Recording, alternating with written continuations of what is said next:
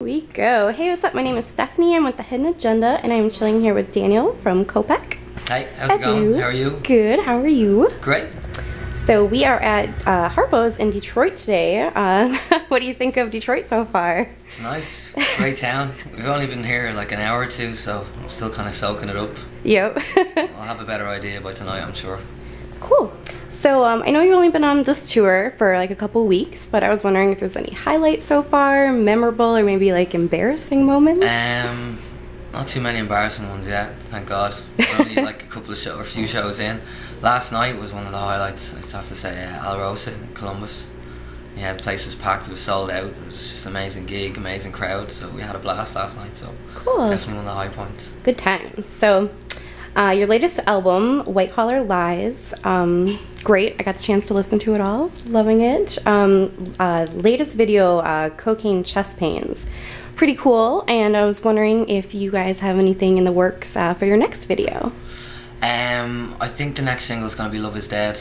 So there's a video for that already, but we may make a new one. We're not sure yet. So just kind of waiting to see how Cocaine Chest Pains does, and then we'll make a decision further along. Very cool. I like the Love Is Dead. I saw that one too. Very hot chick in there with the intro. I was reading the comments on it on the YouTube, and everyone's like, best intro ever. Yeah. So cool. So how would you describe the writing process? It happens in all different ways. We can write like individually. Sometimes we'll have songs that we'll bring to the rest of the band and show them and let them put their pieces to it.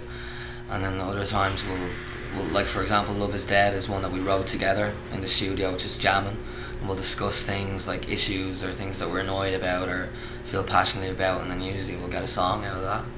Very cool. So do you have to have a favorite to perform live? I like playing Cocaine Chest Pains live. Yeah, get the crowd going. Yeah, definitely. Very cool. Do you guys happen to have any like pre or post show rituals? Maybe like group hug or shot of liquor or anything? Yes, loads of prayers. Yeah. No, we're not that kind of band. Okay. I suppose we just lots of cigarettes, coffee, and I do like warm-ups, vocal warm-ups. So there's nothing too mental yet at the moment. Okay. So, what would have to be the craziest thing you guys have done? Over here? Or back home in Ireland? Played a lot of crazy shows. I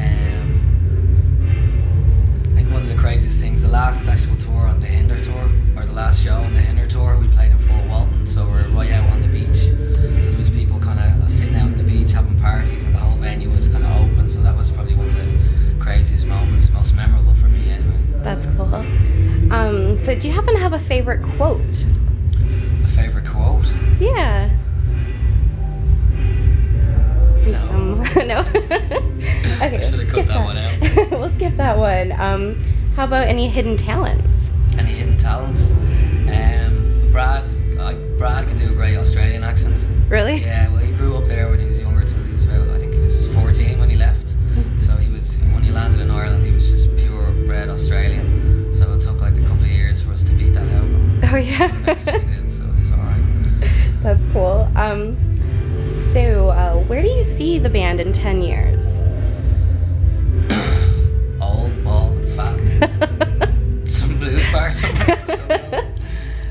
Hopefully still doing what we're doing, still with the same people. We've always wanted to come to America and tour over here, so hopefully we're still here. It's been a dream for us. The crowds are amazing, and people are really getting into the record and getting into it passionately. So yeah, we'd love to be over here, still doing our thing. Cool. So how would you describe the experience of your show for those fans who haven't had a chance to see you yet? It's really raw, kind of rock and roll, very passionate and energetic. A lot of the bands over here nowadays, it seems to be a little bit diluted with tracks and stuff like that when they're live, but we're just kind of old school. So if you like old rock and roll and kind of raw music like Nirvana and Led Zeppelin, then you'll definitely like us. Love them. Okay, so how let's see, if you could be invisible for a day, what would you do? That's a good question. You want like the clean version? No, we are uncensored, unedited. You can be real. Well, actually, we were actually talking something similar like this. Who would we love to talk to or kind of pick their brains for a day? So, the band that we're really into lately is them Crooked Vultures, so I'd love to kind of sit in on a studio session when they were working and just kind of rob their tricks and ideas and stuff like that. That's great. I've never heard that one. Lots of like robbing banks or going in the girls' locker room, but that's very original. Robbing ideas. Yeah, there we go.